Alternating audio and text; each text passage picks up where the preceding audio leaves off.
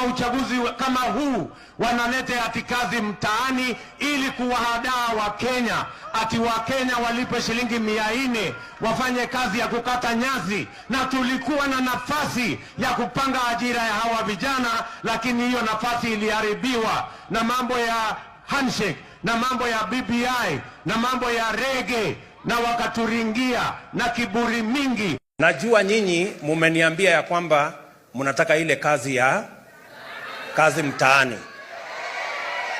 Munisikize, sikizeni. Mambo ya kazi mtaani ni mambo zamani. Ile kazi mtaani ya kuokota takataka na nini hapana. Tuachane na hiyo. Sasa kazi itakuwa hii. Ninyi mnanielewa? Hiyo kazi sikizeni. Hiyo kazi ya mtaani. Hakuna kazi ya mtaani tena. Kazi ni hii ya kujenga manyumba hii.